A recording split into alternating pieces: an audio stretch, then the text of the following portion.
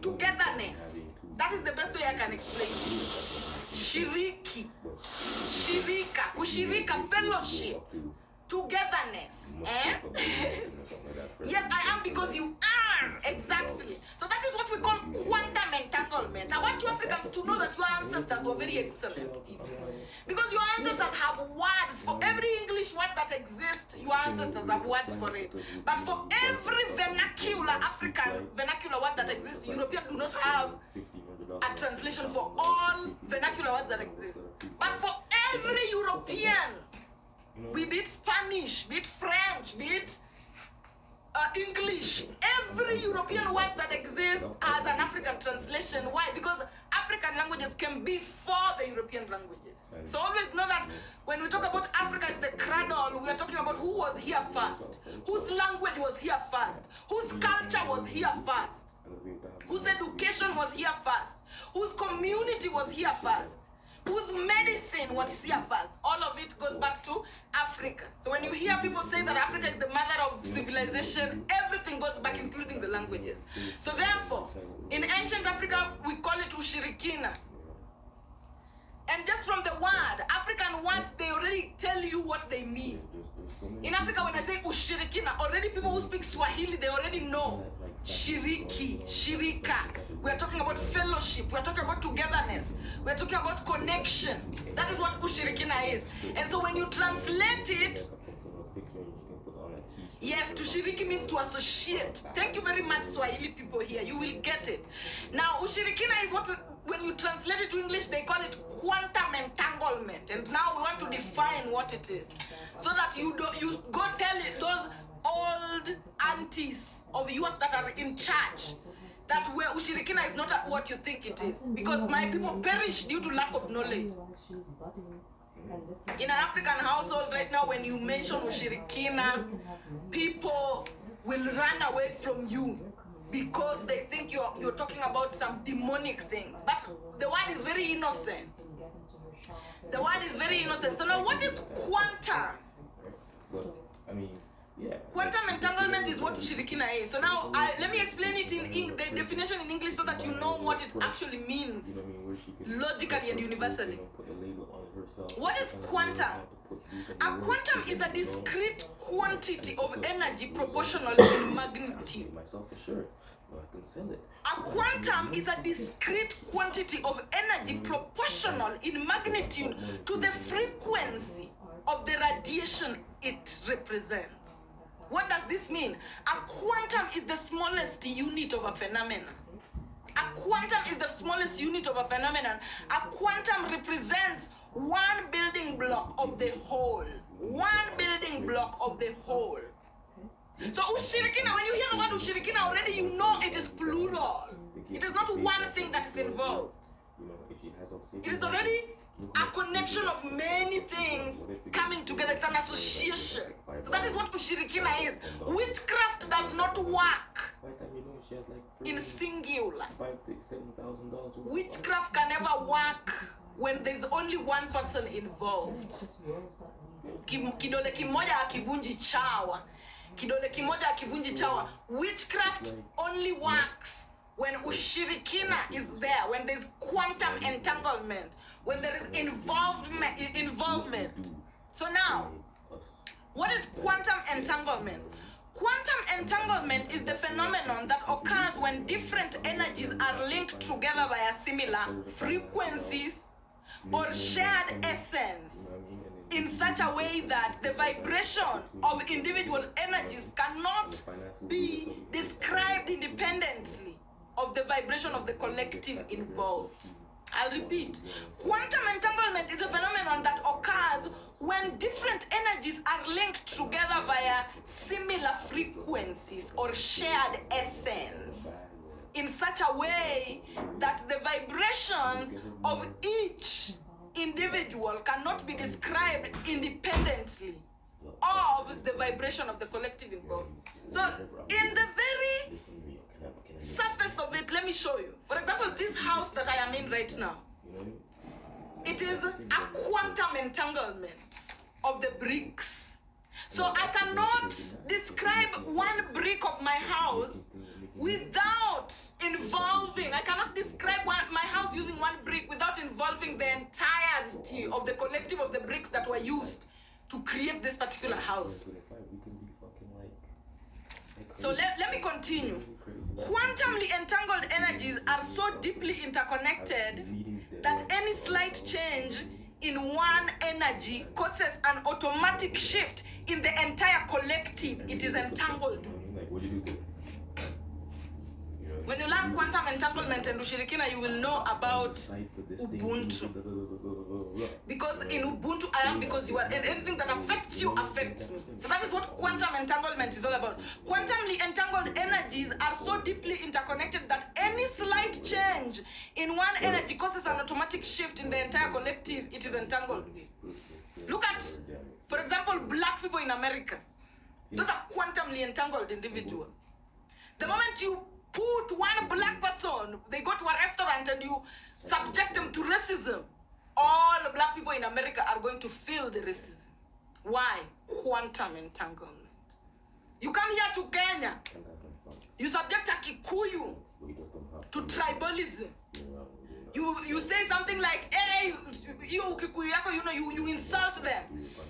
You insult them as a Kikuyu one person, but any Kikuyu around that hears that insult is going to take it personally and feel the pain of it. Why? Quantumly entangled. That is the reason why you are able. Now, it is the phenomenon of quantum entanglement that the Africans refer to as ushirikina. Now, wale Africans wenzangu, wale Kenyans wenzangu wako comment section, Uganda, Tanzania, ushirikina tafadhali. Ushirikina sio kitu ya kufununia. Ushirikina sio kitu ya kufuria. Ushirikina sio kitu ya kukashifu. Kwa sababu it's just a phenomenon. We are all quantumly entangled in a certain way. Tunashiriki in the spiritual realm. In certain ways tunashiriki in the spiritual realm. And you cannot do away with this. This is why fighting things like tribalism, you will never win. Just tell everybody to love themselves but also respect everybody else. But telling people that, oh, leave being a Luo aside, leave being a Kikuyu aside, leave being a Luya aside, forget about it and let us focus on it, will never work. Because as a Luo, I am quantumly entangled to all Luos. One Chinese man is quantumly entangled to all Chinese. One Kikuyu woman is quantumly entangled to all Kikuyus. So you can never separate. You can never divide it. You can only, when you try to divide these phenomena, you create chaos. The only thing that we can do in the world is teach and educate on these phenomena so that people are capable of respecting themselves and then respecting the people around them without requiring for us to bury our identities. Because it is not possible to bury your ushirikina. It is not possible for you to bury the people that you are related to by blood, by spirituality, by ancestors. It is impossible. You can never run away.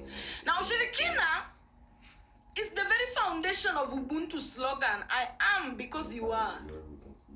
By the virtue of being quantumly entangled to the first mother of all creations. So now, Ubuntu is Ushirikina, but in what form? I am a Luo.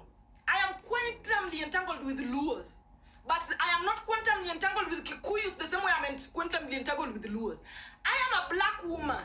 I am quantumly entangled with all black people. But I am not quantumly entangled with black people from Australia the same way I am quantumly entangled with black people from Africa. I am not quantumly entangled with black people from Oceania, with black people from the Americas, the same way I am quantumly entangled with the black people from Africa. So now Ubuntu is the quantum entanglement back to a tomb. All of us, how we are quantumly entangled back to the original mother, the original woman. That is what is called Ubuntu. Ubuntu now is the quantum entanglement to original mother. Anything that is quantumly entangled to original mother, the first mother of all creations, that is the phenomenon that is called Ubuntu. I am because you are. And because mother is. We all are because mother is. We all are because mother nature is. Oh, Pippa! So are we together? Somebody saying entangled in your immediate surroundings is stronger than fire. It depends. It depends. Because you can be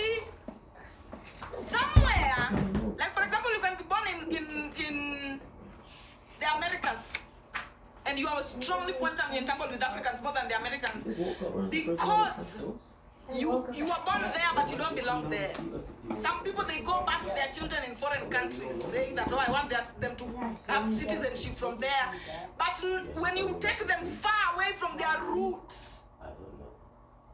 then also, you know, they are more quantumly entangled to the roots. People are more quantumly entangled to where their roots are, more than they are quantumly entangled to anything else. Where their roots are is where they're mostly quantumly entangled. And by the roots, I'm saying most ancestors, where most of the ancestors come from. High frequency comic energy. So, I thought somebody was asking a question. Let me continue. just come out and just like Ways in which quantum entanglement occur. start getting ready, right? So here is how quantum entanglement occur. Before, oh my God, I work green today too. Mwah! Thank you very much. You mean spiritual roots? Yes. Spiritual roots, yes. So, before I even continue, up to that particular point, are we together with my students? So that you're not sitting in front of me. Are you getting where I'm coming from, where we're going? Because these things, they are necessary right now for future teachings. Go right away to do what you want. But if you give us heads up, then it's just like we can prepare for you. Yes. The far you go, the far God is. Yes. The far you go from yourself, the far away you go from yourself, the far God goes away from you. Devil is absence of God. Always know that the devil is absence of God. People who ask, why did God create the devil? God did not create the devil. It is the absence of God that automatically brings the devil. So the creation, God's presence already makes the devil's presence available. Just by God being a thing, the devil is also a thing. Because when God is in the picture, and remember, God is by free will. You either accept God or you reject God. You either accept yourself or you reject yourself. So when you reject yourself, you become a demonic individual to yourself. When you accept yourself, you become godly to yourself. So absence of God is the presence of the devil. Absence of good is the presence of evil. Absence of dark is the presence of light. Somebody will get it with time as we go. Absence of black is the presence of white. Absence of melanin is the presence of white skin color.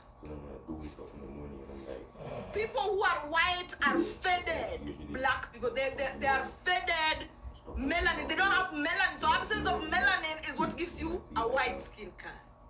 When melanin is present, the skin color becomes dark. It will make sense to certain people with time if it doesn't make sense now. Now, let's continue. Ways in which quantum entanglement occur. Or rather, ways in which different individual energies can be linked together via similar vibrations, frequencies, or essence. Number one is culture. People that experience similar lifetimes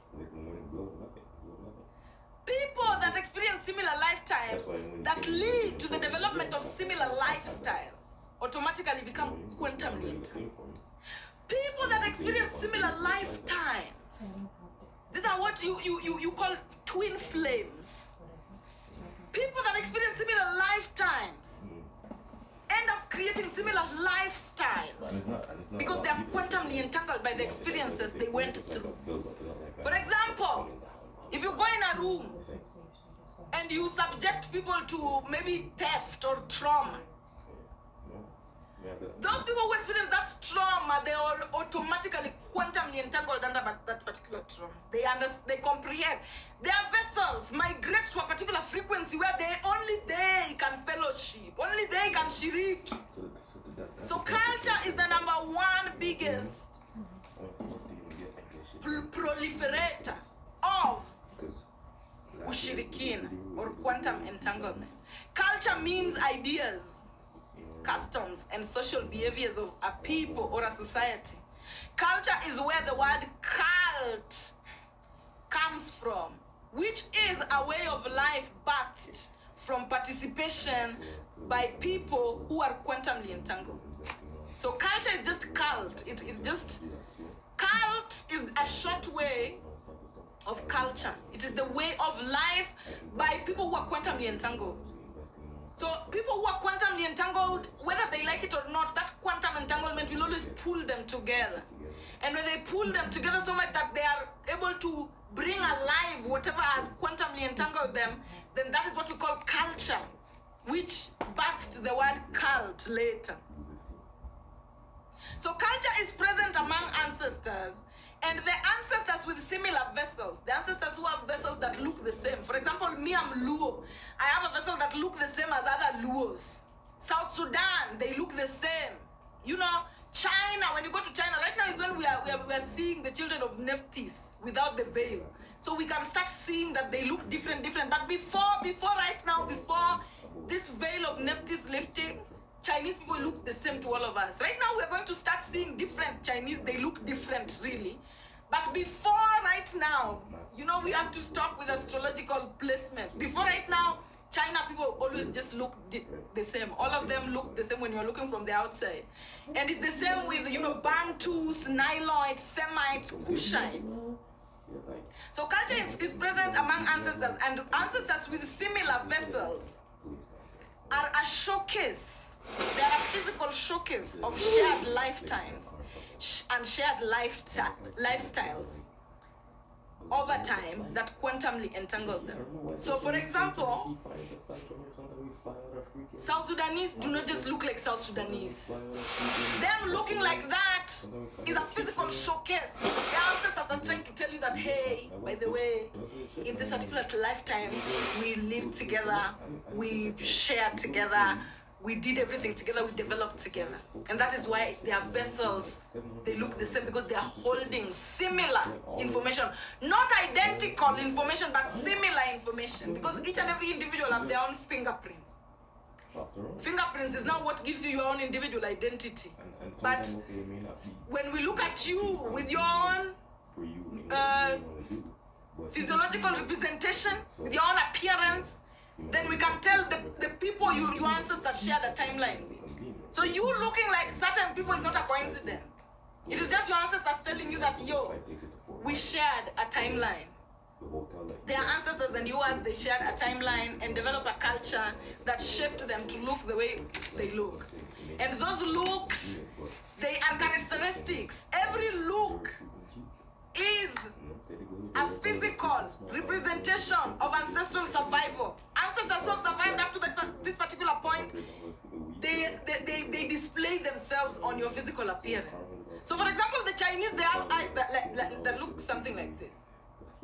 When you study that in time, you realize that it's not just Asians that have those eyes, it's also Africans. A lot of Africans also have those eyes, and some Europeans, you know, it's different for everybody. So those particular eyes, they come from surviving harshness, both spiritual harshness and physical harshness. And for the Asian community, China specific is surviving the sandstorms of snow. Storms of snow, winds of snow. Then we have some in Africa, like the Khoisan, the Kwe people, the Khoisan of South Africa. They also have that particular eye from surviving the scorching sun, the cruel scorching sun. So if you are an individual, maybe you are a Bantu, or you are just somebody in Australia or somebody in Canada, and you have such eyes, then you know that you are a survivor of harsh winds, both spiritual and physical, and your life will always be like that. Even right now, as you live, the same wind your ancestors survived. Maybe them, they survived it physically. Maybe them, they survived a harsh wind physically, or the harsh scorching sun physically. But right now, because we don't have those harsh winds and harsh scorching sun, you are going to experience spiritual harshness. Spiritual winds. You are the type of people who people just create rumors about you that everybody believes, and it is false. The same way what happened to China. People just create rumors about you, and you know, everybody believes it. And most of the time, that phenomenon makes you to develop a very private lifestyle. You stay away from people. You make sure that your life is not something that is easily visible. People cannot see into your soul easily. That is the meaning of that particular eye. So different features, they represent ancestral survival of different things. So your features is something that you should be studying. felt always. Yes, that is what it is. So when you are aware, you are now prepared. Because there's some girl somewhere with Chinese eyes who people are subjecting to harshness, but she thinks that the world is so terrible because she's not aware that her eyes signed her up for that lifestyle. When you are aware of your features, then when things are happening to you, you know that, oh, this is what my ancestors signed up for. So then now you walk in awareness. You are sober. And when you are sober, you can alchemize to your own benefit. When you're not sober, you become a victim of circumstances. You become a collateral damage. Are we understanding ourselves with somebody? Tunaelewana? I cannot explain every feature. I'm just explaining features that probably relate to me. I would love for you guys to also adventure into your own features before I come talking about them. These are things I will talk about because this is my area of expertise of teaching. But then before I reach you, kindly just study yourself. The things that make you different, those are not flaws. Some people, they are born without a hand to tell you that your ancestors had to cut their hands, their thoughts off in order for you to come to this particular realm to survive without it. Because what does God say? When your hands is causing issue, cut it off. When something is causing issues for you, cut it off. So some people are born without certain things, not because God did not want to give them to you, but because the type of memories your ancestors put on that particular organ, on that particular house, you do not need it. It will mislead you. Maybe they made mistakes, a lot of mistakes when it comes to thinking. Maybe they thoughts that were not beneficial to the planet. So by the time you're born, your ancestors see that, oh, this is the solution we are sending into this particular realm. Let's remove, because our ancestors need to learn to limit their thoughts or to correct their thoughts. Let's send this particular descendant without one hand so that they go and they break the generational cycles of their ancestors. Everything happens for a reason. And I hope somebody is getting. So whether it is some people call it disability, this is a colonial thing. Calling things disability. Nothing should be called disability. Because everything is ability that is not visible. When you see people, somebody cannot hear. They cannot hear because they're not supposed to be hearing.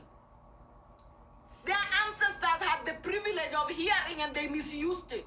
So a descendant was sent without hearing so that that descendant can rectify and let their ancestors come to live with them again.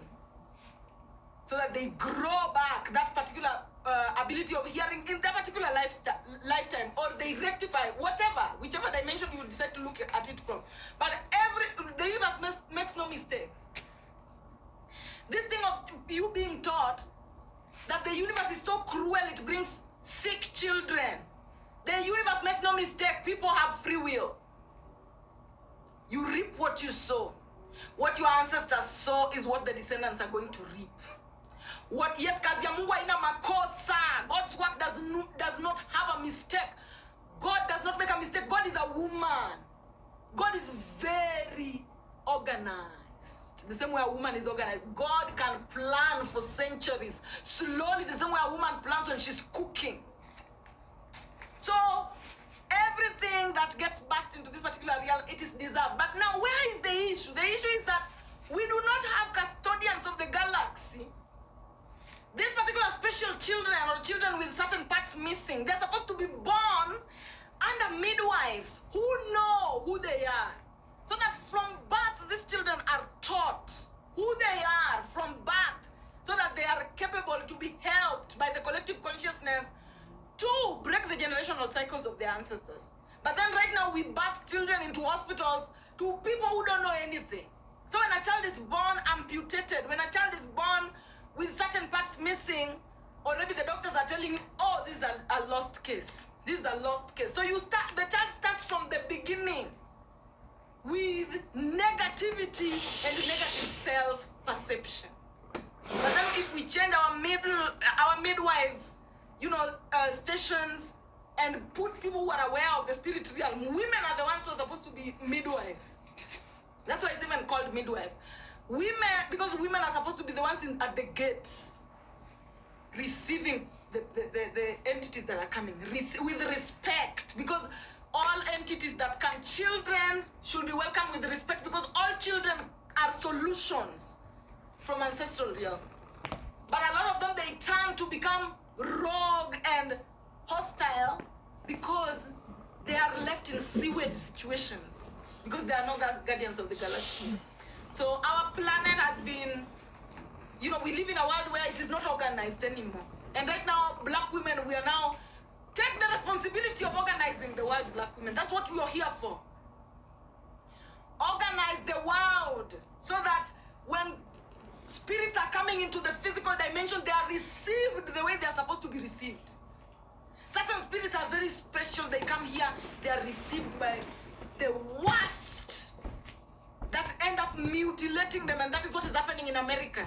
When a child is born, maybe they're born with, XXY chromosome, not XY chromosome as usual. When they're born like that, now the doctors are already saying, oh, this one has this syndrome, Turner syndrome, Down syndrome, what syndrome. They are making everything that doesn't look like them a sick thing. Everything that doesn't look like the white man is sick or alien or not human. And that is not the way we are supposed to be living on this particular world.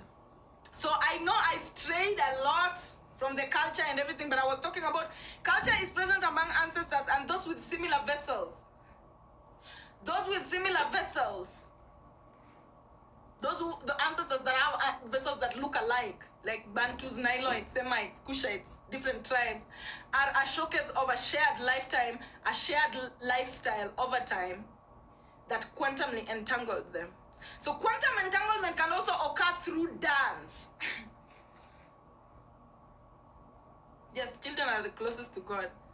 So even if a criminal gives birth to a child, just know that is God has placed itself. God has placed itself inside the family of a criminal. Never look at children and be like, oh. Although mtoto wa nyoka ni nyoka, like a child who is born by a parent who is hostile will be hostile if they are not strong enough to break the generational cycle.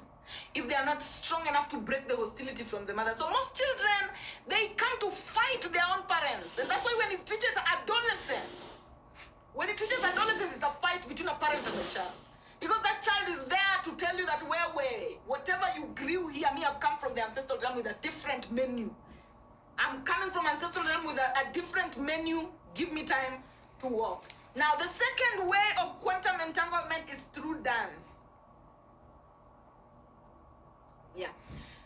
Dance is another way of quantum entanglement, and people that shake their bodies similarly, over time, they start to vibrate similarly. People that shake their body in a similar way, we are going back. And as we are going back to African traditions, I want you to go back by the time we land back to our tradition, because that's where we are going. Some people think we're going to Europe. We're not going to Europe. We're going back to the roots. And you will know why Africans dancing was at the cradle. It was at the very center of African practice. And even though everything was erased, African dance stayed.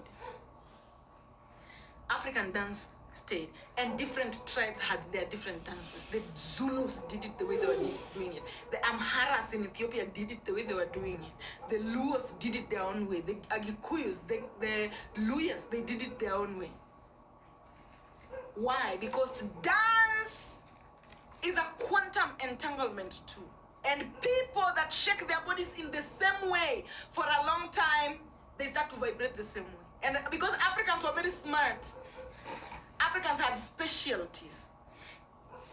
In Africa, you come here and each and every tribe is shaking a different part of the body and they've specialized in it. You come to Africa and each and every tribe has a way in which they shake their body and they've specialized. Whether you go to Europe, whether you go to Australia, wherever you go, you will never outshine them in shaking that part of the body. Am I lying or not? In Africa, there are certain tribes, they are the only ones who can shake the body that like that. For example, this shaking of the chest, it's just not for everybody. multiverse, you will never find the African dances as far up there. And that's how you know Africa is a cradle, because the dances, they stay here. Once you start getting into Asia, you find them with their own that they've specialized on. You know how Asians dance, of which that is also theirs. But the very cradles of dance starts from Africa, and it's because that's a tool of quantum entanglement, and it's a tool that is very sacred. Dance is very sacred. And even on OnlyFans, we're going to be dancing, guys, but don't expect me to dance for you or to teach you dances of this generation. I don't do modern dances. I can do modern dances, but in our OnlyFans, that dance category, we're going to be doing African dances only. There will be no... Maybe there will be, I don't know. I don't want to say never, but at the very beginning, only African dances are going to be part of that. And this is a huge project that I want us to get to a point where we have different Africans. We resurrect these things, where we have festivals where different Africans come with dances, but for 12 parts of the body, the different parts of the body. Competition for such dances. We're going to bring them back. We're going to bring back everything that we lost, one step at a time, with the pace of the tortoise. Now, quantum entanglement can also occur through dance. It can also occur through belief systems. People that believe in the same things for long start to move through life the same. People that believe in the same thing for long start to move through life the same. That's another portal for quantum jump. Another portal for quantum entanglement, Another portal for quantum entanglement is shared trauma or pain, like the case of pregnancy. In that, any woman, listen, another portal into quantum jumping, the way in which quantam jumping occurs, quantum entanglement, another portal into quantum entanglement, the way in which quantum entanglement occurs is through shared pain or shared trauma. Like, for example, in the case of pregnancy, in that any woman who has ever gone through the process of pregnancy and birthing automatically become quantumly entangled with other women who have done the same. Any woman who has ever given birth, know that your physical vessel has no secrets that a woman who has never given birth does not know and will never access until they give birth. These are quantum entanglement portals. You go through something, the process of healing, it makes you a fellowship. It unites you. Now, any woman who has ever gone through the process of pregnancy and birthing automatically becomes quantumly entangled with other women who have done the same. And thereafter, their vessels, or rather their bodies, exist in similar frequencies and can communicate and interact in that particular frequency that they share. And those who have never experienced that phenomenon will never experience. So women who have gone through pregnancy, and I chose this as an example because it's a very sacred thing. And women who have ever given birth, if you've ever given birth, just know that you are a galactic part of a particular frequency that not just everybody gets access to. So their vessels and bodies exist in similar frequencies and can communicate and interact from that frequency that those who have never experienced that similar phenomenon are excluded from. Another thing is people who have ever, if you've ever aborted, if you've ever engaged in abortion, just know you are quantumly entangled. And remember, quantum entanglement, you join by your actions. If you've ever killed someone, you joined a quantumly, you are part of a culture. If you've ever had an abortion, you're part of a culture. If you've ever given birth, you're part of a culture. If you've ever fallen sick to certain diseases, you are part of a culture. You've tapped into those particular frequencies because these frequencies, they exist, waiting for you to tap. And the moment you tap into those particular frequencies, you join a group. And when you join that group, you start dealing with the forces they deal with.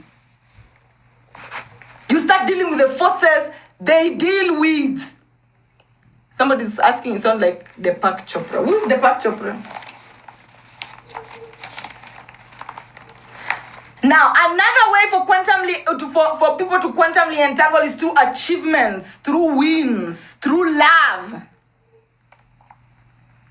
These things also put those who have ever experienced them under the same ushirikina, under the same frequency, excluding all others who have never experienced them from comprehending those internal languages, those spiritual languages.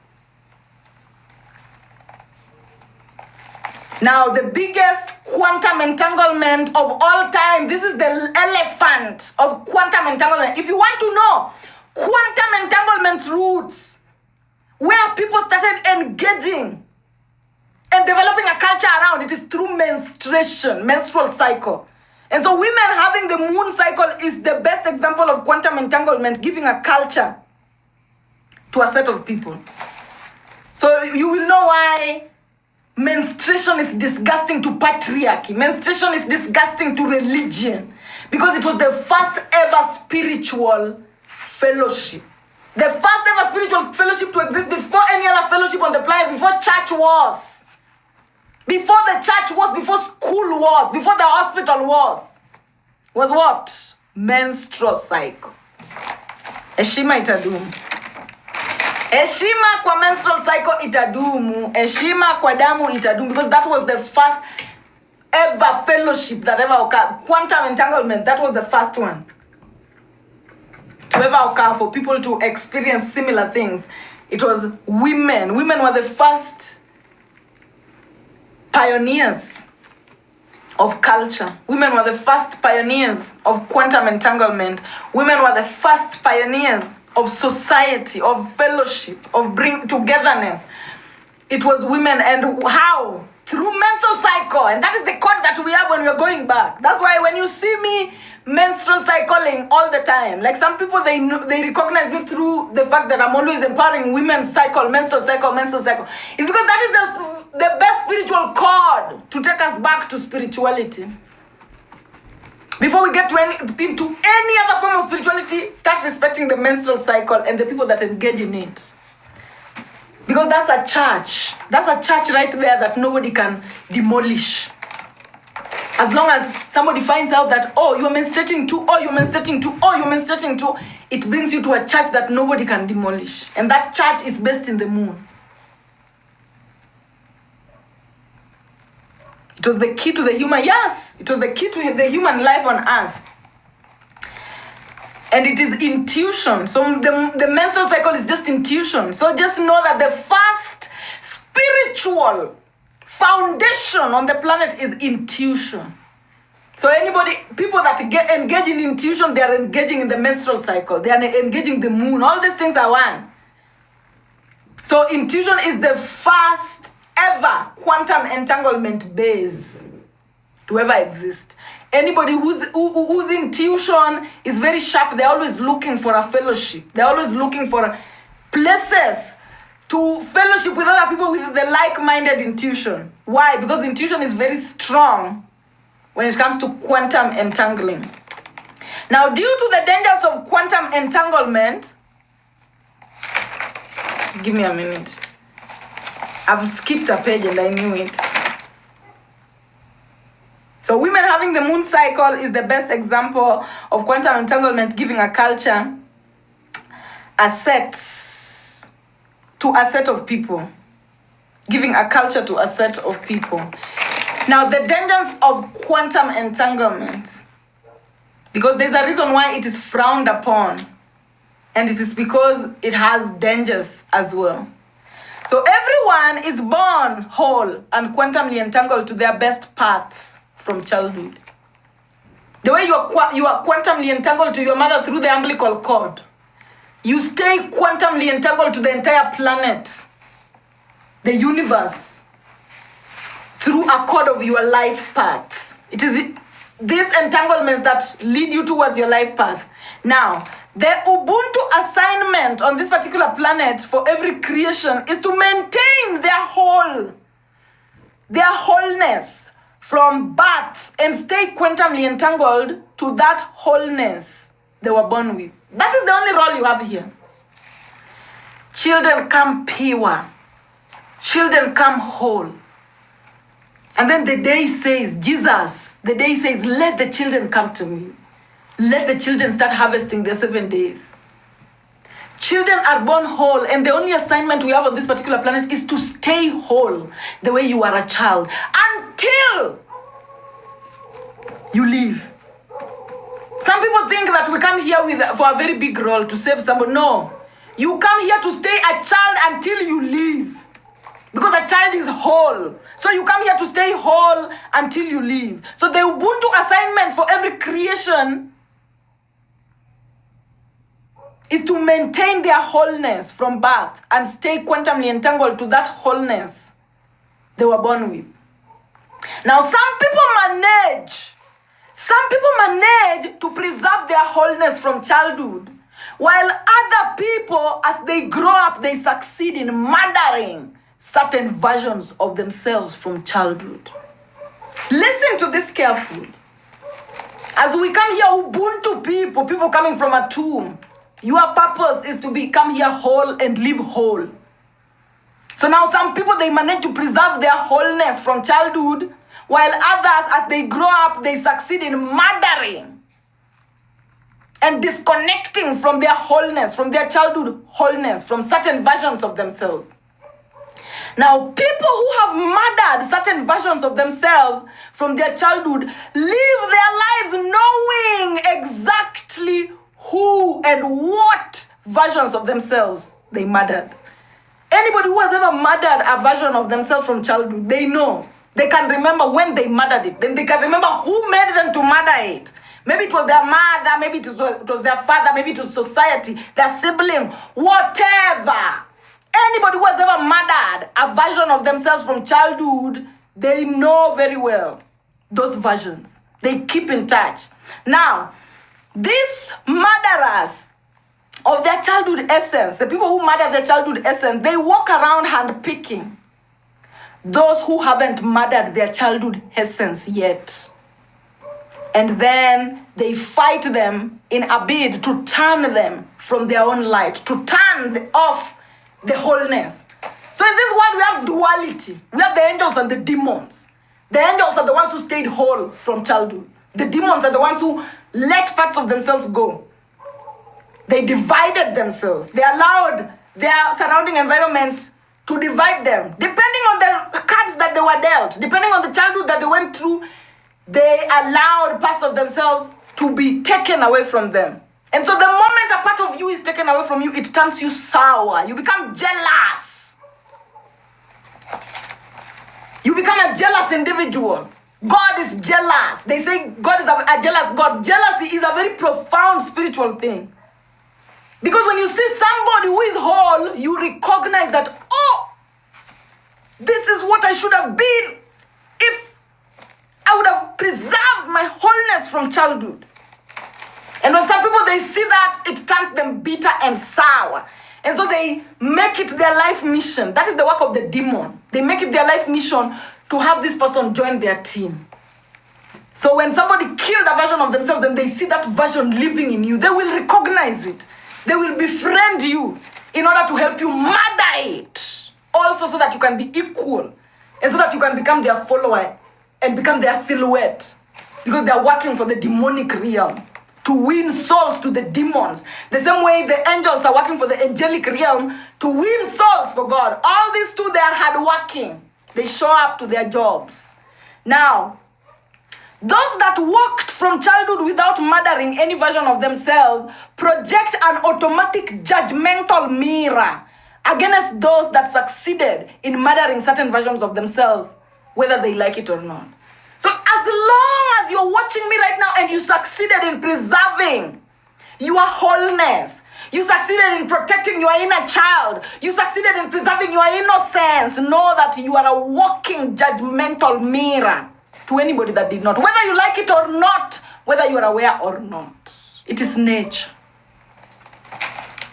It is the action and reaction rule of nature. Now, in return, those that succeeded in murdering certain versions of themselves also project an automatic demonic war against those that walk whole, whether they like it or not. it will pain, like they will be like, you see that TikTok meme that always say, run away, run away. They are intrusive thoughts. The moment somebody succeeded in murdering versions of themselves when they were a child, when they meet somebody who did not murder, who preserved their wholeness, automatically they become demonic to that person, whether they want it or not. The voice inside their head will just tell them, demonic, be demonic them, be demonic them. That is how it is. Action and reaction, quantum action and quantum reaction. Nobody has control. You cannot control it. So a lot of human beings walk around wondering what they did wrong by just being nice, by just being a nice person. Because what they don't realize is that your essence can be a pure contrast and a trigger to someone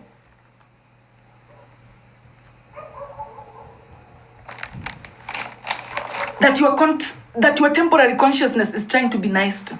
Your temporary consciousness can try to be nice to somebody who your infinite consciousness is a contrast to. You are wasting your time. You can be nice until you open your asshole. Until you kiss their asshole, and they will never consider you something worth respecting or something worth being grateful for. Why? Because your essence, your infinite essence, is a contrast to their temporary consciousness. So a lot of human beings walk around wondering what they did wrong by just being nice. Because what they don't realize is that your essence can be a pure contrast and a trigger to someone your temporary consciousness is trying to be nice to. Your infinite essence can be a trigger and a contrast to someone who your temporary consciousness is trying to be nice to. Because you have murdered 0 versions of yourself since birth, but they have murdered all versions of themselves since birth due to conditions they grew up in. There's nothing you can do about it. There's nothing. Awareness is key, because when you are aware, you stop fighting unnecessary battles. Some people are in depression because somebody rejected them. I was just so nice. Some people are heartbroken because after they were so kind to somebody, that person trashed them and buried them alive. And then they plunged themselves into depression, thinking that, oh, am I a bad person? Am I not getting life? No, it has nothing to do with your temporary consciousness. And these are headaches that you save yourself when you are aware of who you are. When you know who you are, then you know the angle everyone is coming at you with. You who is walking whole might go around seeking approval from vessels that are a contradiction, that you are a contradiction to, out of pure ignorance. You who is walking whole, you can go around seeking approval from vessels that are a contradiction to you, out of pure ignorance. You're just ignorant. You don't know. My people perish because due to lack of knowledge, due to the dangers of quantum entanglement. These are the dangers of quantum entanglement. Due to the dangers of quantum entanglement, which is ushirikina, you are already a default enemy to certain frequencies because of your height. Just because of your height, you already are an enemy to their temporary consciousness. Just because of your genes, because of your silhouette, just because of your aura, just because of your language, the color of your skin, the sound of your voice, the shape of your eyes, et al. Vice versa is also true. Due to the, beauty of quantum entanglement, you are already a default friend, a default soul family to certain people because of your height, because of your genes, because of your silhouette, because of your aura, because of your language, the color of your skin and all that. So your job is just to flow to the direction where you are accepted. Flow to the direction where you're loved. Flow like water to the direction that is receptive of you. And then away from things that are resistant. Because it is two-way traffic. The same way you can meet people who quantumly, you are a contrast. It's the same way you will meet people who quantumly, you go together. Your job is to find the ones you go together and learn from the ones you go apart. Find the ones you go together, learn from the ones you go apart. And sometimes you will go together and go apart. You also accept. Sometimes you will meet some people, you're supposed to be together for a certain period of time and then you go apart. Flow like water always. Always flow like water. Somebody's asking, what about at work? How do you keep safe? I'm telling you, if they don't exist in your mind, they will not exist in your reality. Get people out of your mind. I don't care whether you work together. I don't care whether you go to school together. Just make sure if you want to adjust a proximity to someone, you can adjust a proximity even to the husband you live with in the same house. You can adjust your proximity even to that best friend that you share a room with. If you decide to adjust your proximity. Because out of mind, out of sight. When they are outside your head, they are outside your planets. Yes, so just keep them, don't look at them, don't see them, don't make it, you work hard to move away from the things you know you need to move away from. You know, some people, the problem is, you want the universe to come and take people away for you. The universe does not give a fuck. You have to make the actions you want. The universe is here supporting everybody who is willing to support themselves. So if you know you want to adjust your proximity from someone, start looking for a job somewhere else. Meanwhile, adjust your proximity by just making sure that you avoid this person in spirit and in physical. Even if they come and they step on your toe, you just remove your toe and walk away. You don't even talk. You don't engage. You don't engage. Even if they are your workmate, you sit, my desk is here, your desk is there. They are not you. It is only you that you cannot do without talking to. Anybody that is outside of you, you can do without talking to. It is only you cannot do without talking to. So just learn to be disciplined with the things that you want. If you want to move away from somebody, be disciplined about it. Save money.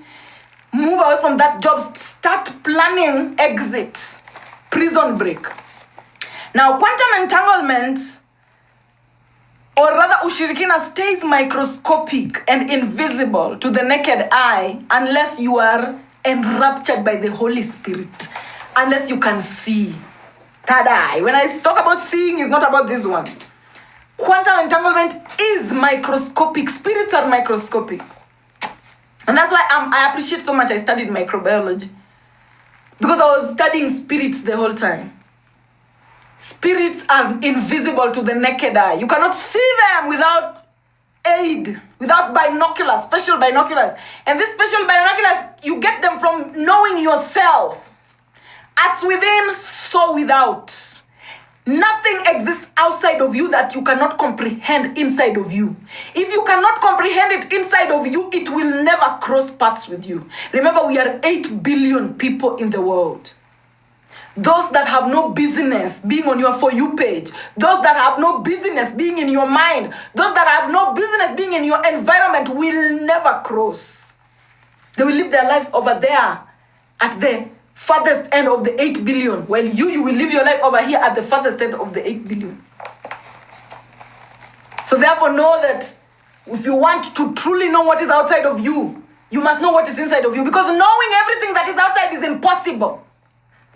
It is impossible to know everything that is outside, but it is possible for you to know things that are outside that are related to you by you knowing yourself. And that's all you come here to know, because you will never even meet things that are not related to you. You will never be in locations that are not related to you. You will never live in places that are not related to you. You will never know people that are not related to you. You only know things that are related to your tiny world of yours. To use quantum entanglement as a tool of alchemy, give me a minute to put on my shirt. Before they say I'm vaping here. It's just, lip gloss, guys. Yee.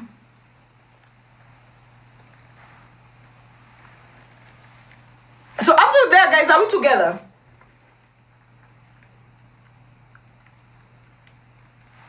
Are we getting anywhere?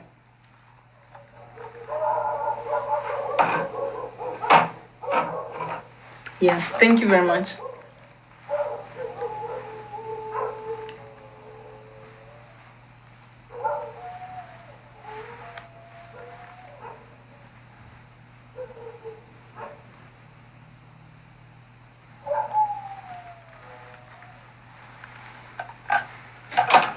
Yeah.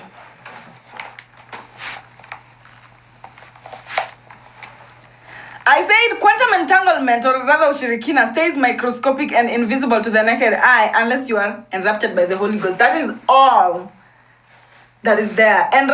Being enraptured by the Holy Ghost is just you knowing yourself so well that you can see. When you know yourself, you put on a binoculars to know everything that comes, that passes. If you don't know yourself, you will never know anything that is passing by. To use quantum entanglement as a tool of alchemy rather than a tool of destruction, one must embody Ubuntu philosophy. I am because you are. And thereafter stay connected to all but attached to none. Stay connected to all but attached to none. One must let go of the need to be liked, included, or validated by forces outside of them. You being liked is a validation you should only seek from yourself. Do you like yourself?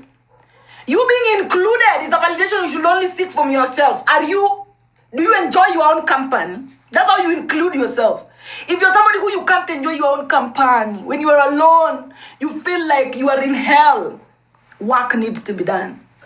Now listen, one must let go of the need to be liked, included, or validated by forces outside of them.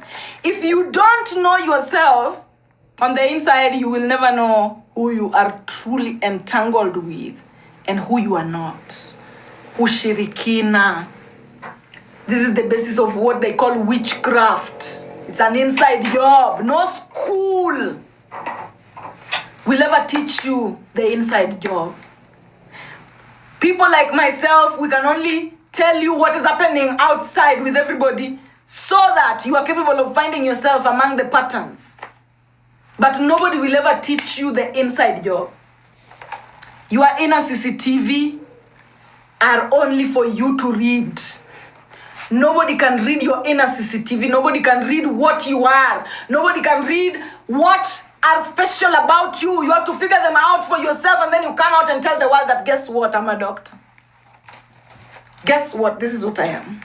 You don't wait for the world to tell you who you are.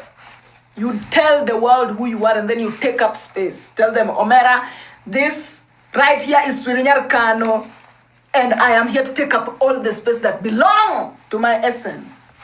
So sit down, relax, and enjoy it. You don't wait for anybody to tell you who you are. You tell yourself who you are, and then you come to this particular reality to take up space. Aya, we are together there. Money as a tool of quantum entanglement. Or quantum jump. Money is a tool of quantum entanglement, quantum jump, whatever you want to call it. Now, money as a tool of quantum jump. Listen.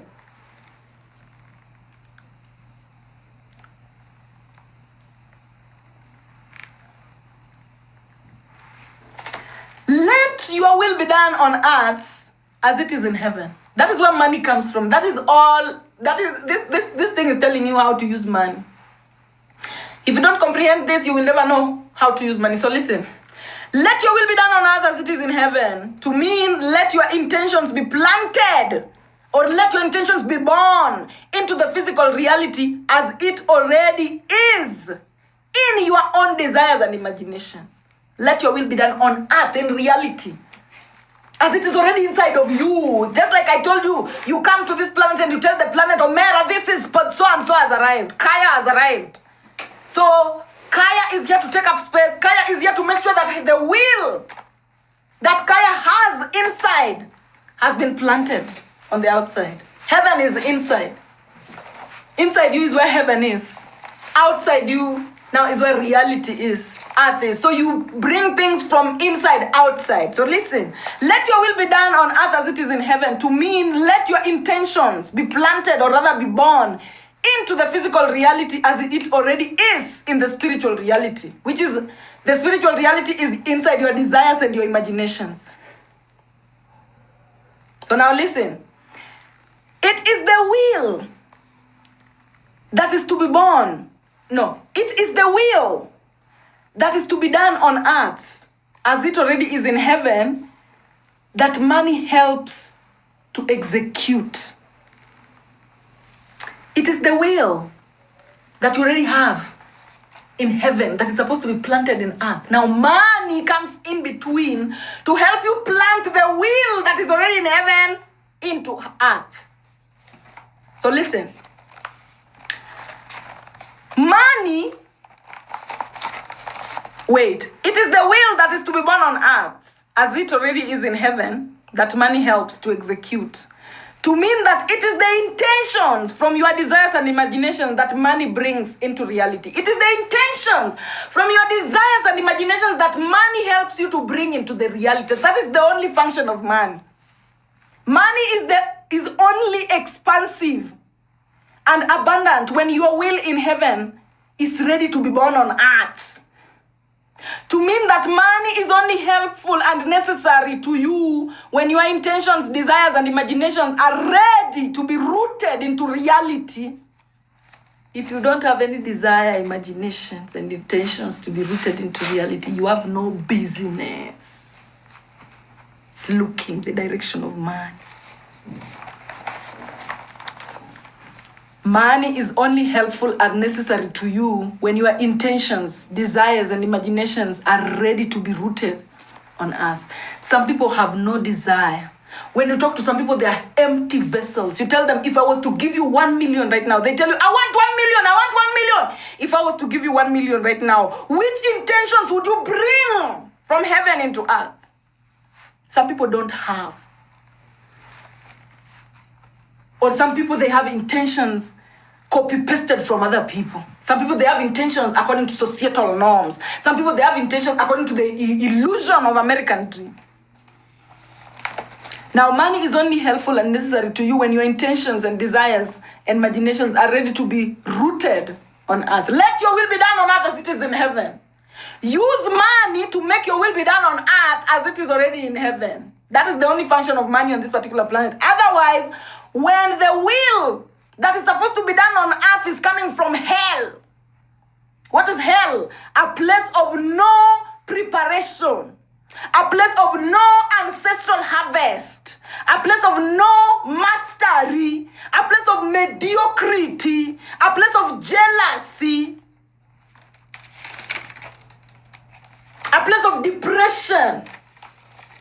A place of desperation. Those are the mediocre places. When you need money from a place of desperation, you are mediocre. You have nothing to plant into the physical dimension. You just want money to bring mediocrity from hell into earth. Then money will be a destructive weapon that you will use to destroy yourself. Look at Europe. Every money touched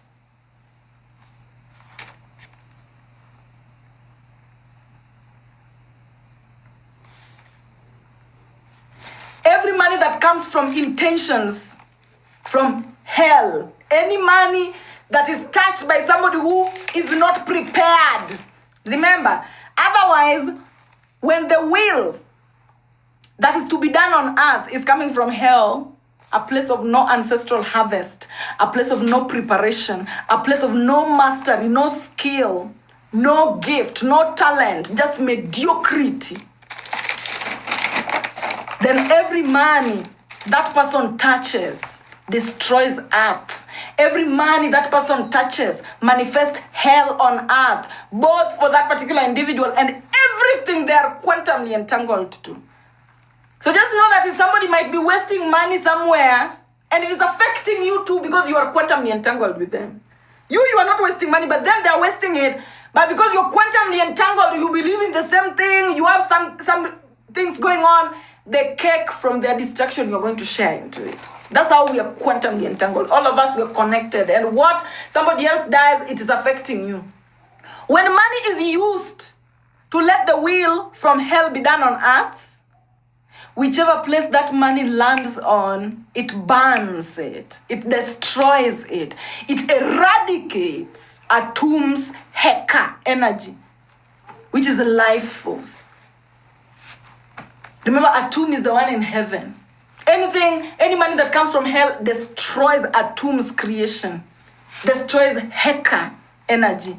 Now, when money is used to let the will from hell be done on earth, instead of the will from heaven being done on earth, the will from hell, lack of inspiration, lack of imagination, lack of desire, survival, mediocrity. That is the will from hell. When the will from hell is done on earth, whichever place that money lands on, it burns, it destroys, it eradicates Atum's Heka energy, which is life force from the planet. Now, money is a change catalyst. Money catalyzes change. So money is a change catalyst, only useful when there is a shift ready to be embodied. Money helps you to shift. Money is a tool of exchange for energies. If energies don't need to be exchanged, money doesn't need to be engaged. If energies don't need to be exchanged, money doesn't need to be engaged. Therefore, anytime money comes into the picture, exchange is in the picture. Even if you don't know the exchange. Some people go receive money. You just receive money, you just receive money, you just receive money, you just receive money. Anytime you're receiving any form of money, know that there is an exchange happening in the background, whether the giver has made you aware or not. There's an exchange that has occurred. So, this exchange phenomenon of money can be used both positively and negatively. This exchange phenomenon of money can be used to help, but it can also be used to destroy. Now, how? Here is examples of how money help.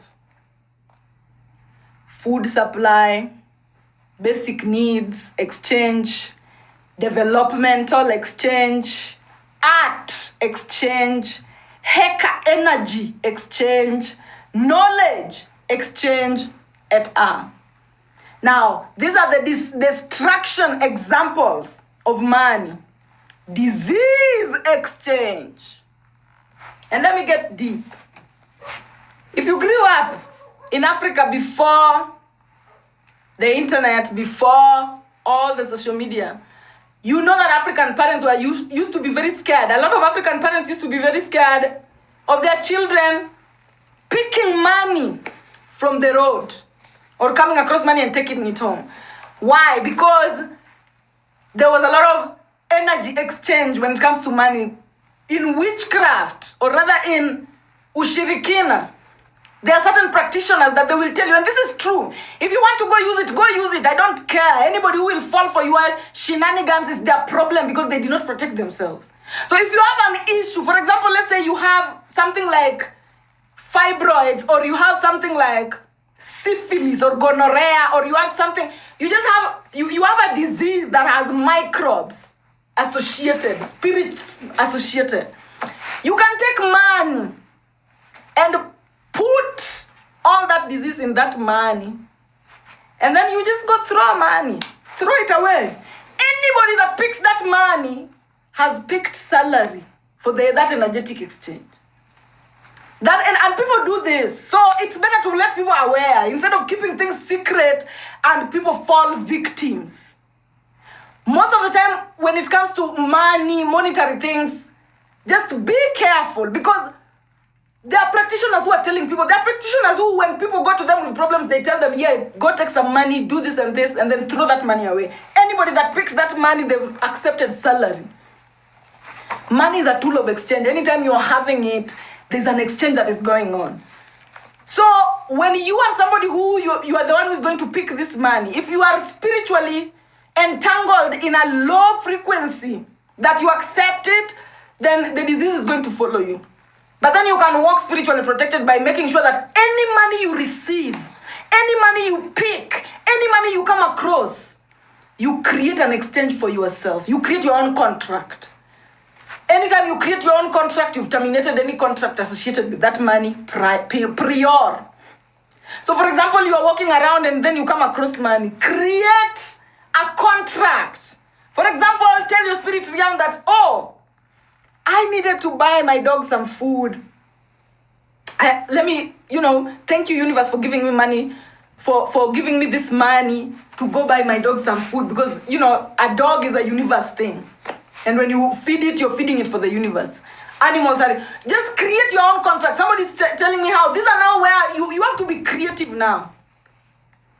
You have to be creative. If somebody, like, for example, let's say somebody, for the real estate, people who sell real estate, women, you are the ones who need money a lot.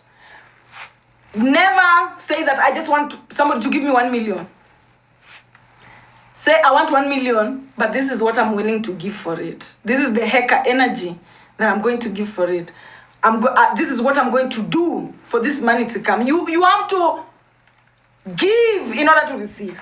I don't know how to explain it beyond that, but always just be in a place where you are open to the universe as the universe gives you. Because when you come across money, the universe is the one giving you. You are the one who has walked that path to get to that particular money. Now, how you alchemize? Maybe somebody dropped it there with a disease, but you come and you pick it up. When you pick it up, you monitor. People always have monetary needs, monetary exchanges, monetary whatever. Just say that I'm even going to water the forest. Thank you, universe, for this money. Now I'm going to water the forest, and make sure you water the forest. You cannot lie to God. You can never lie to God. And some people now they think they can now start being mischievous and be like, oh, I'm going to water the forest. I got this money, and then you never water the forest, and then you just no. When you promise to do something for the blessing that God has given you, for the blessing that the universe has given you, you do it. You make sure that you do it. Thank you, universe, for paying me to go to an orphanage. Thank you for paying me to do this. Do something, Omera. Be philanthropic for the blessings that you get out of nowhere. Because sometimes, if you are not philanthropic with those blessings, you don't know what is attached to it. So you kill the contract that it came with, and then you give it your own contract. And this is where the culture of praying before anything comes with Africans. Africans pray before anything. It is just something that is in the culture of the African man to bless whatever they receive. So be in that particular behavior. Another way in which money can destroy is curses. People exchange curses with money. Some people, you are just given money and you take. You've done nothing for that money. And this person, you have no relationship. There's nothing. It's just coming out of the blues. Know that some people can send you curses. And you can see even here, when we started TikTok, we had people who money was coming out of nowhere. They were doing nothing, and that money is coming. And then later on, they fall into some tragic incidences, and you don't know. You don't know. The person who is giving you money, you don't know what is in their heart when they're giving you that money. So always just receive and provide a new contract for it. Provide a new contract for it. Do something for the universe, because that person is part of the universe. Anything that is in this world belongs to a tomb. So if somebody gives you something, saying that, oh, mother has given you, you can actually take the blessings of mother herself, bless that thing and use it. I'm not telling you this so that you start living in fear. I'm telling you this so that you start being intentional with everything. You start being intentional with everything. Manifesting unexpected money. Money is a tool of exchange. So you should never even manifest money. Never manifest money. If you want, the quickest way is, what is in heaven that you want to bring on earth? What is in heaven that you want to bring on earth? What is inside your imagination, intentions, and desires that you want to bring in the physical reality? That is what you manifest. And then everything else will be taken care of by the universe. But if you must manifest a certain amount of money, then put clearly what you are giving in return. Put clearly. Me, I have friends who, I'm friends with people. And I have friends who, when she wants $1 million, she will just say, this is the energy I'm willing to give my vagina. Like, vagina. Let me give my vagina let me give a man access to space. Let me give a man access to space. And then they give me 1 million. Like literally, and it works for them. Do what works for you. But never ask for money without stating clearly what you're willing to do in return. It will never come. And if it comes, it might be a curse to your life. Now, money also enables generational cycles exchange. Money also enables destiny swapping. Money also enables emotional dumping to be justified. So some people can give you money so that they can emotionally dump on you. Some people will give you money so that they destiny swipe with you. They're buying a gift. They're buying a particular house. Maybe your thoughts are so excellent. They're buying your thoughts. And a lot of people do this in work environment. This 9-to-5 setup of people working for bosses. Those bosses, they're just buying houses from those people. They're buying their Anubis house. They're buying your self-knowledge. They're buying, your ability to use yourself, your needs. They're buying your houses and they're giving you a salary for it. And they're justified in the spirit realm as long as they do that. Okay? So be aware and step into the awareness of this particular delicateness of life. Life is more spiritual than it is physical. And you need to get with the program. My people, are we together up to that point? Thank you, Princess. You're welcome. I hope we're together up to that particular point. Teach this to your people. Guys, only ask, the easiest way to ask for money, the easiest way to manifest money is go to your ancestors and say, I want to build a church. I want to build a church to help people. That is your imagination, your desire, your intention coming from heaven into earth. Your ancestors will make sure that church is built. Go and tell your ancestors, oh, I want to go to Fiji. Maybe you are astrocartographically connected to Fiji Islands. I want to go to Australia. Don't go and start saying that, oh, please give me 1 million. I want to travel. You have to be very specific. Which intentions are you birthing from the spirit realm into the physical dimension? Before you go asking for budget. The universe is your mama and your papa.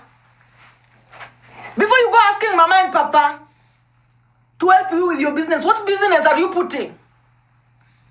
You just don't go ask mama and papa that, oh, give me 1 million now. Give me 1 million now. What are you going to do with it? What do you want to do? What is the intention? What is the desire? What is the imagination behind it? If there is none, that is money that is going to hell. And the universe does not give money to hell. Money that goes to hell is given by human beings. The devil. The devil is also giving money. Oh. The devil is the one that you will go to and ask, hey, I want to have a BBL. The devil will tell you quickly, my friend, because I know you will never stop coming here. You're going to be botched. You will never stop coming here. So are we together, guys? Let's take life with the delicateness it deserves. Let's move with the delicateness that life deserves. Just be aware of these things. Today we have learned, though America has been banned, as we have to just go on. Oh. We have to just go on. Oh. We cannot stop. Time stops to wait for no man. So those are the things that I wanted to teach today. I was supposed to teach about the Bantu Nilotic roots in Africa and the Ark of the Covenant, but those are information. There's new, how can I describe it?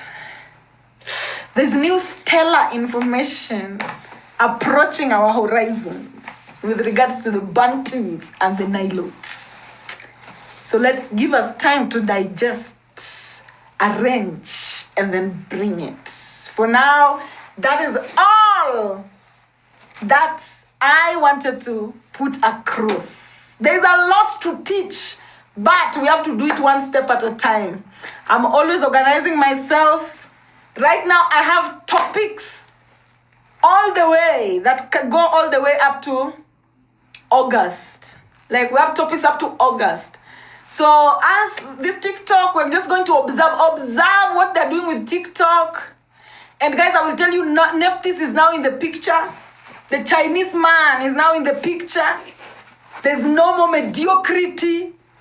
Go, shower your soul or something, because we are taking ourselves seriously. Have you seen the way the Chinese man is taking himself seriously? Have you seen the way Nephthys is taking himself seriously? You cannot afford to joke around the way Americans were joking around with us here in Europe. Joking around with us here, not taking themselves seriously. China is taking themselves seriously. And in future, we have competitions of the races, not deadly competition, but healthy competitions. We're going to want to see who is inventing what and they're from where. We are the generation that is going to record the truth. They've been saying that Africa is inferior. It is going to be tested. This is the timeline. It is going to be tested. So as an African, are you going to prove them right or wrong? Because some Africans are going to prove them right. We were right about these idiots. And then there are some Africans who are going to tell them, yo. So know what you are. And take yourself seriously. You will laugh at us who take ourselves seriously. And before you know it, you will open your eyes as we've elevated. Take yourself seriously, oh. Take yourself seriously. And personally, me, I'm proud of myself because I've taught you guys how to take yourself seriously. Take yourself seriously. Even when people are laughing at you. Be serious about yourself even when you are sometimes your family, your own family will be like, what is this one? What is this? We don't know this one. But always take yourself seriously. Especially when you know you are above the age of 24. No joke anymore. When you know you are above the age of 24, you are nobody's child. You are now the universe's child. Take yourself seriously. Do the things you promise yourself that you will do. That is how you get dopamine. Some people, they skip the dopamine dose every day. Some people, they skip the dopamine dose every day. They do nothing. They say, oh, but I'm going to do my hair. I'm going to buy myself some makeup. I'm going to buy myself some... I'm going to do this. They don't do. And they miss the dopamine shot every time. But I want to tell you, challenge yourself. Go after the dopamine shot. How do you get easy dopamine?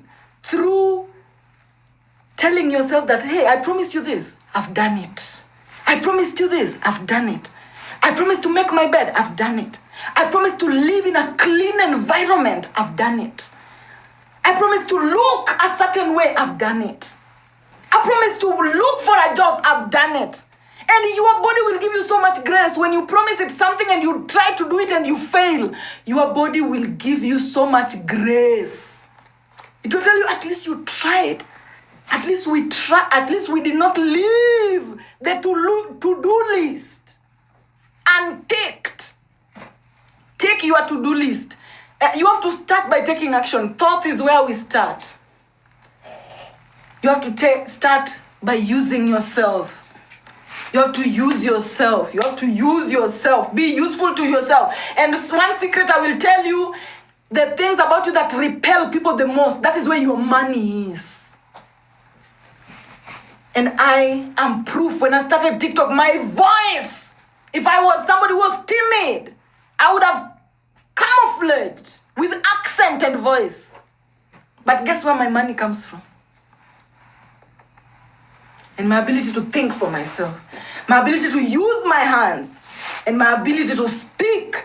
The things about you that people ridicule, the things about you that makes you insecure, the things about you that make other people uncomfortable about you, do not cut them off.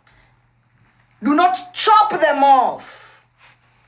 Instead, seek set, study. Seek some knowledge. And sometimes all you have to do to seek knowledge is ask the universe, hey, they're making fun of my hair for being shrinked. Please, what does my hair being shrinked help me with? Oh, they are making fun of this and this about me. What does this and this about me help me with? Show me. Because there's nothing, your body will never do anything to sabotage you. Any characteristics that your body has adapted, any characteristics that your body has adapted is useful to you. Your body will never do anything to sabotage you. Even if you are born without certain body parts, that was your body doing everything to make sure you win. Your job is to find out how. Why? So please, guys, go work on yourself. And with this TikTok menace that is going on, let's just wait and see what is going to happen. Because like I told you, it's not easy to predict the world after 2025. It's not easy to tell what is going to happen. It's not easy. Or even right now you can see. You can see even on social media, nobody is giving people tangible thing. Nobody knows. Nobody knows where we are heading to tangibly. But one thing that you must recognize is that the entire world has the entire world's attention. That is something that has never happened. We don't know the last time the entire world had the entire world's attention. And it's because of TikTok. The whole world has attention put somewhere. And one thing I'll tell you also about pattern recognition. I work with pattern recognition. When you see an assembly, when you see attention of people being gathered, when you see a lot of people are being called, it's like school when they ring the bell. That is when everybody is being gathered, and people gather to what? For announcements. So we are definitely in eschatology. We are definitely in the end times, but it's not for the worst. Nobody is going to get banned unless few people, like the LA fires, the Kamala fires. The Kamala fires finished the people it finished. I don't even know if people died or whatever, but natural calamities, they happen to clear the things that need to be cleared so that the people that remain can move on. Just know that that is what life is all about. So yeah, thank you for being here. I really struggled to come to this live today because you know what's happening with the Americans. So there's a lot of heavy energy. And when one thing is happening, like for example, I'm Luo. When a Luo is suffering in America because TikTok has been banned, Luos here will sort of feel it. We will fellowship. Ushirikina, quantum entanglement. When one person is sad and they are quantumly entangled with you, somehow you're going to feel the sadness too. And this is the reason why throughout the day, sometimes you find yourself sad, but you are not sad. Your life is perfect, but you find yourself sad. Until you ask yourself, why am I sad? Quantum entanglement. Somebody's sad somewhere. The sadness is overwhelming them. That sadness needs to be distributed. The same way trees, when one tree is cut, all other trees, they cut their nutrition in order for this tree that was cut to grow back. That is us, human beings, especially black people, we are like that. When one person is spiritually suffering, everybody gets the cake, get the piece of the cake. So we are getting the piece of a cake of TikTok right now. It is sad. You are allowed to cry if you feel like crying. But my main thing that I will tell you to do is reflect and always stay grounded. These government things are not supposed to remove you off your path. These things that government do, these things that politicians do are not supposed to be removing you off your path. You are supposed to be watching it like somebody who's watching a TV. You are busy. Like for example, me, I'm busy sewing clothes. I'm busy sewing clothes while they're saying TikTok is banned over there. I'm busy teaching over here while TikTok is banned over there. Always do. Never let yourself be carried away by the winds. Never let yourself be carried away so much that you get crippled from taking action. Right now, there are people who are crippled from taking action. I will tell you this for free. Right now, there are people who their knees are not working. They are crippled by the TikTok ban. Their to-do list is going unticked because of the TikTok ban. And guess what? After the TikTok ban, there's something else that is going to come up for the people to wait again. If you are not careful, you will be waiting. We wait for Trump. Who is going to win? We started waiting. Chidinma.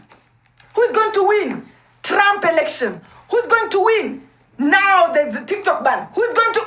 It will never end. All these things are just preventing you from harvesting the 7 days. Do not give in.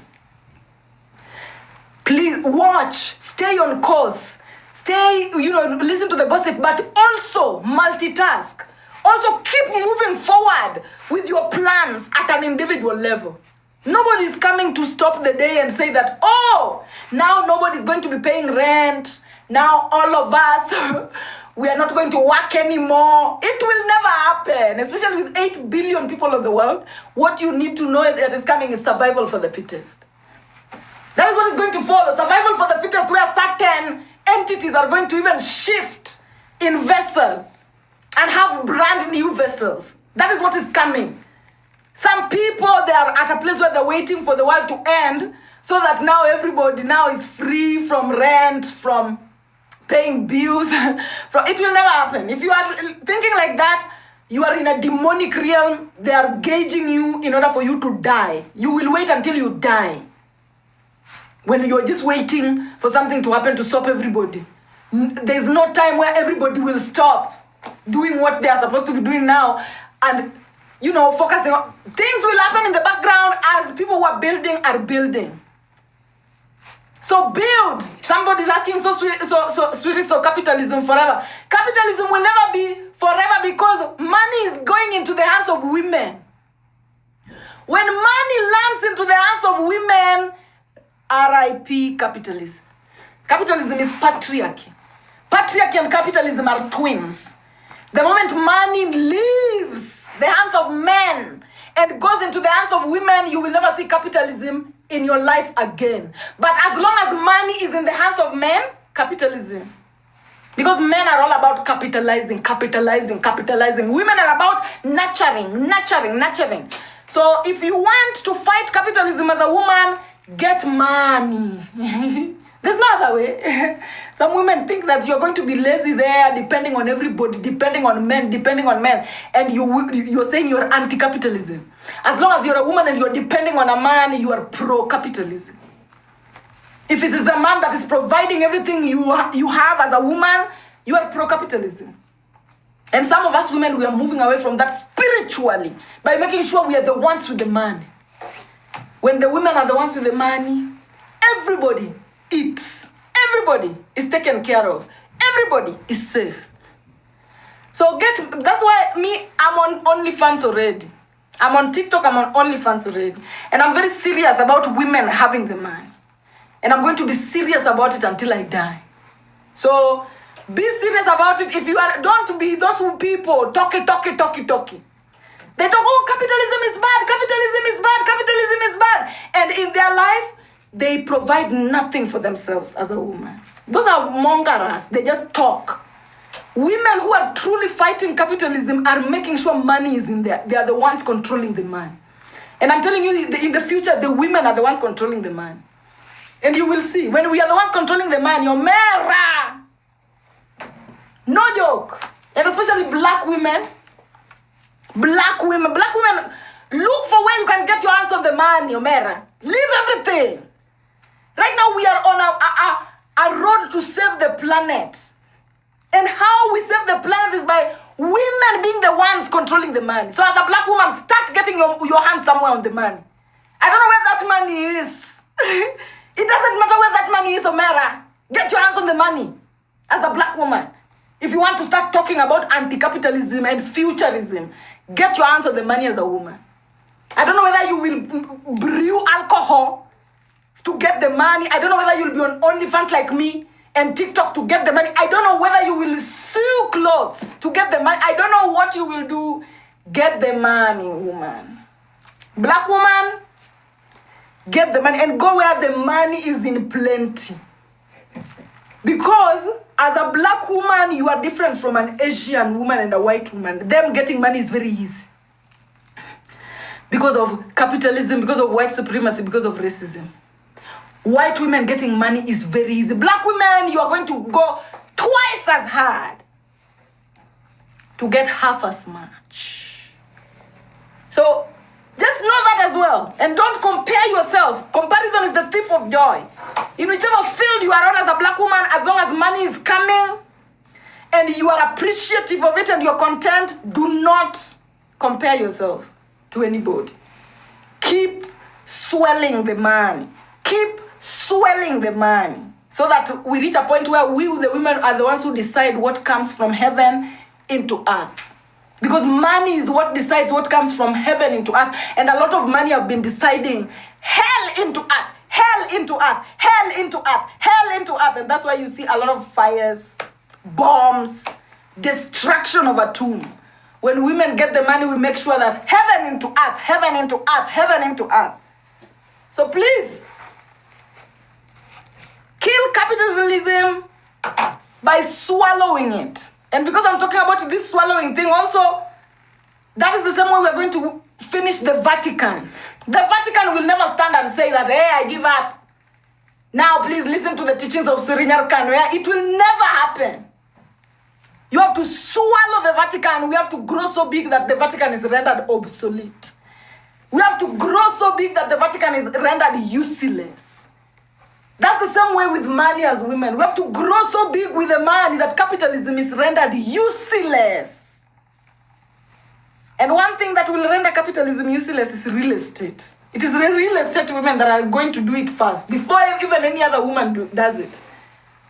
The real estate women are the ones who are going to make sure that the shift happens first, before any other woman does it.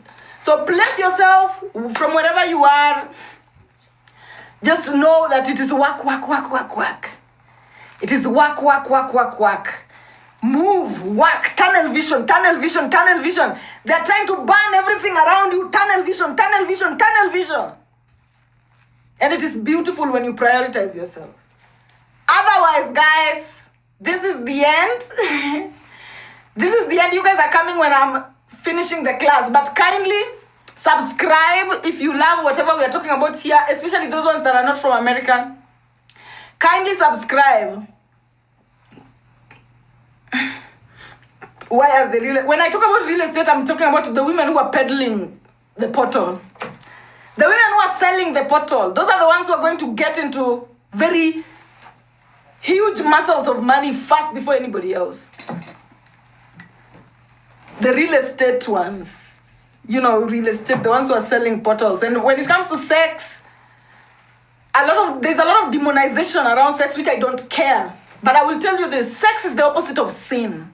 That is that is what I'm going to be teaching on OnlyFans. S-E-X, sex. And S-I-N, sin. Sin is inside. When you put divine authority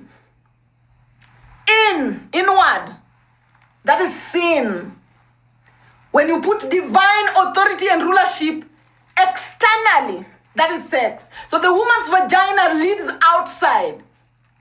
The woman's vagina leads to the outside world. So that is what, when a phallus is entering a vagina, it is going outside into space. When a phallus is entering the anus, it is going inside into the stomach, into the, inside that particular person's body. So the opposite of sex is actually sin. But it is so huge. It is such a huge topic. Exhalation, inhalation, blah, blah, blah. So those are the things that we're going to be learning about on OnlyFans, just to also stop demonizing sex, because sex is the opposite of sin. And in a world that is controlled by patriarchy, of course they demonize it, because they are sin people. And us, we are sex people. When a man enters in his phallus into me, he's accessing my ancestors, my ovaries, my ancestors, the space, the future. So his phallus is going X.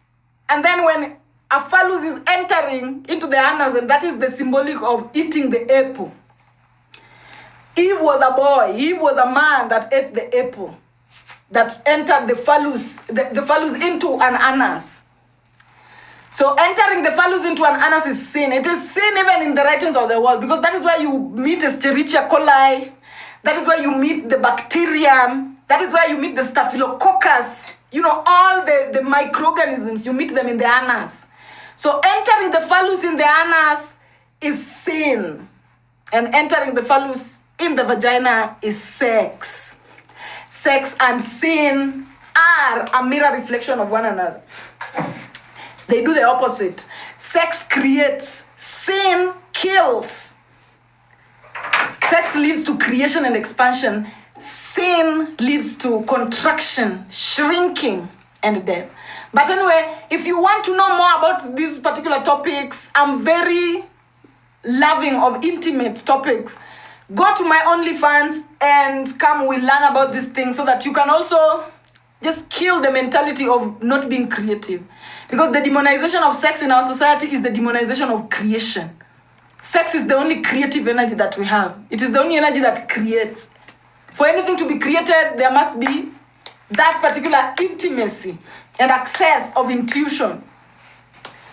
Yes. So the fact that it is demonized in our world, we need women also to come boldly. And I'm one of those women that is willing to come out boldly to claim and be part of the sex community.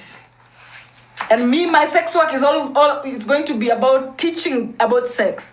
That's the sex work I'm going to be doing. Teaching, demonstrating about intimacy and intuition. That's all I'm going to be doing on OnlyFans. And also just to tell you the differences, OnlyFans is a different school. Some people think that what I teach on TikTok is what I'll be teaching on OnlyFans. No. TikTok is a school for the Bantu, for conservativeness. Dress code conservative, everything conservative. Now on OnlyFans, that's a night job. That's now night shift for me. So there we'll also be talking about things that are totally different from what we talk about here. So just know that there will be two totally different platforms. But if you are in either of them, you're good. You don't need to be in both of them. And especially if you're coming there, please don't come to my OnlyFans if you know you are a conservative spirit. I will embarrass you for no reason. You will look at me in the camera and feel ashamed. And I don't need such kind of people. Just come to OnlyFans if you're willing to learn and if you're willing to be naked about everything. Then you're going to enjoy my content. But if you know you are a conservative, don't waste your time. Don't waste. And please, like, I won't even be mad at you. Just don't. Don't come destroy my peace. I won't even be mad at you. I'm not sure if I subscribed. You can check. The link is on my bio.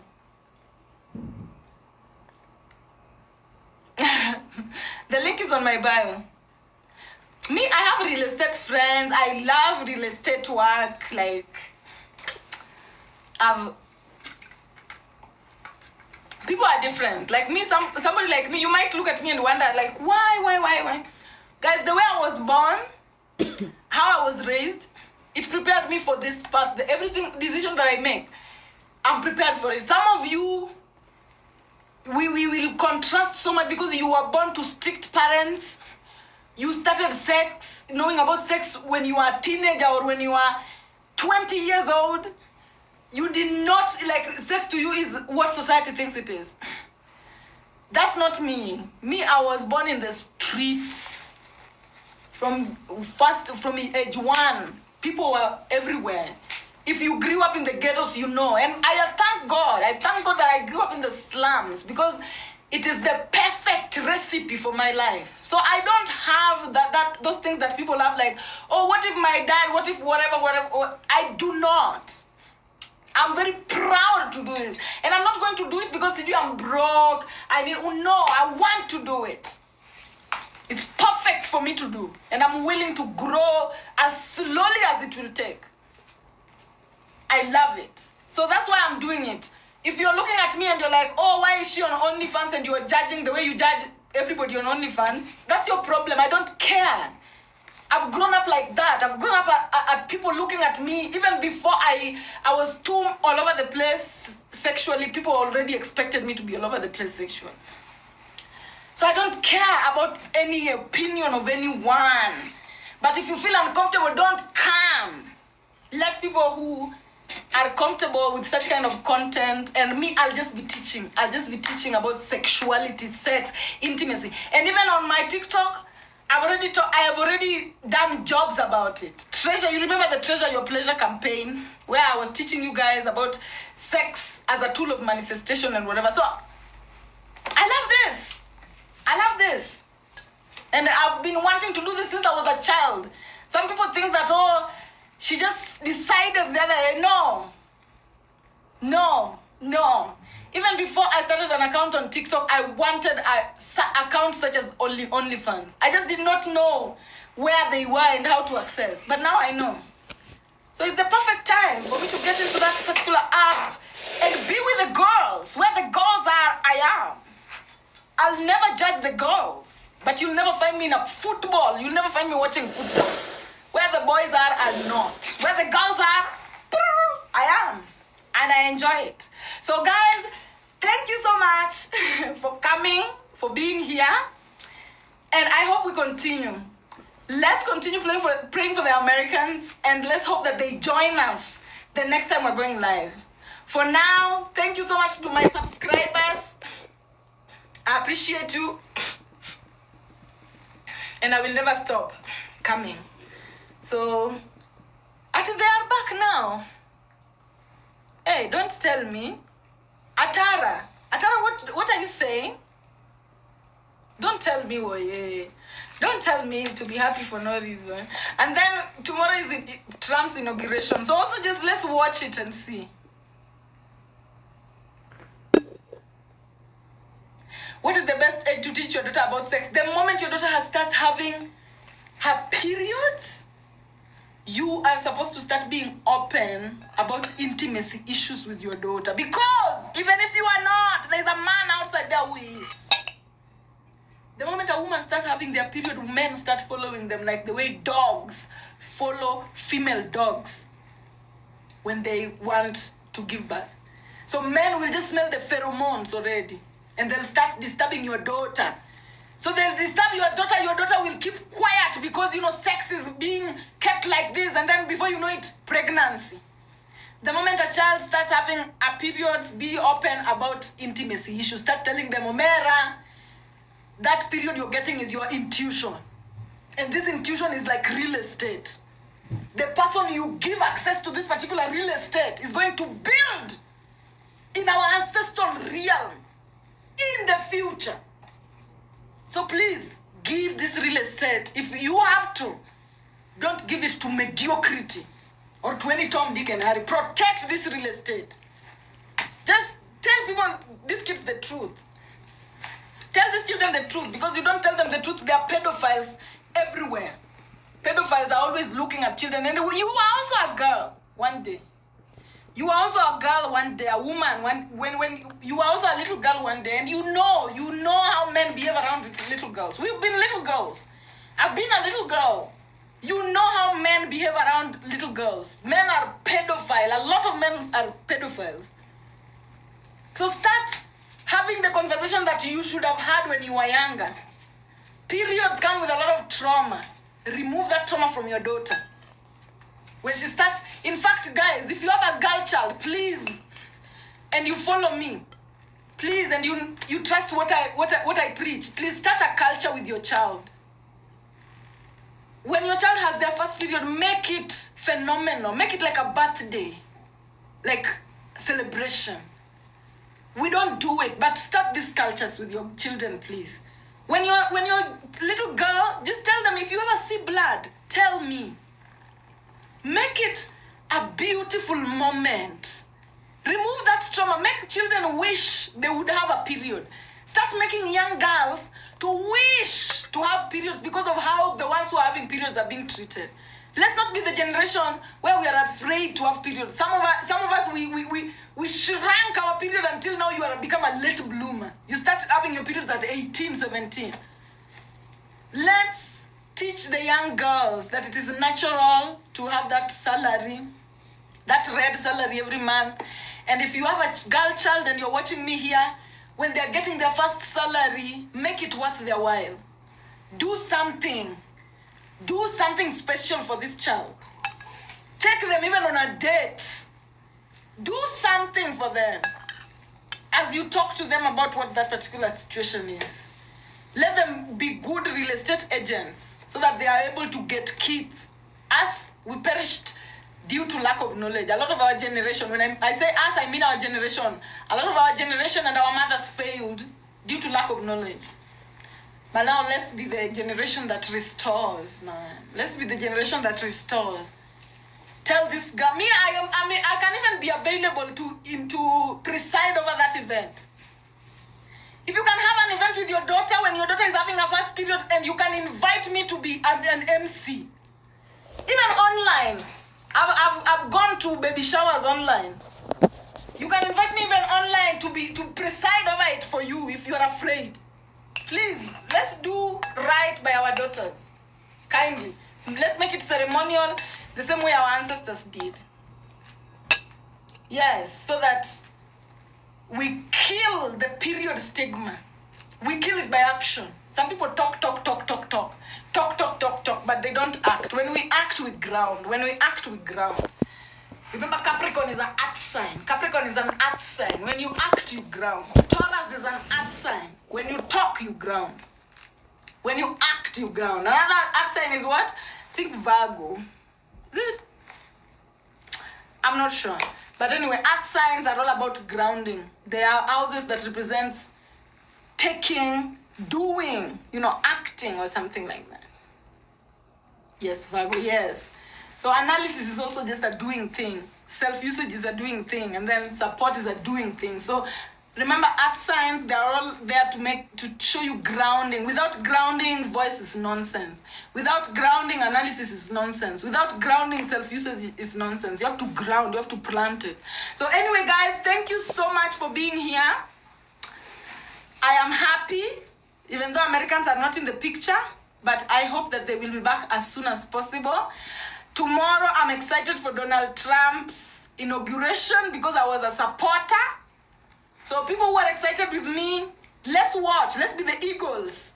Let's get up there and watch how it will happen. Let's see, read the vessels, how the vessels are interacting with each other. Because right now, the eagles, your work is to observe. Observe the vessels. Know the Freudian slips. See the Freudian slips in people. See how vessels are interacting. And that is what we will be doing tomorrow in the inauguration. I will be locked in to watch as the trumpet starts to be blown. Anyway, thank you very much. And have yourself a beautiful, beautiful night. And I'm going to be seeing you again on Wednesday. Michael, Omera, wacha kusema Michael. I will not call anybody another name that I don't know. Kila mtu addressio venye yako. Michael is Michael. So bye. I love you guys as well.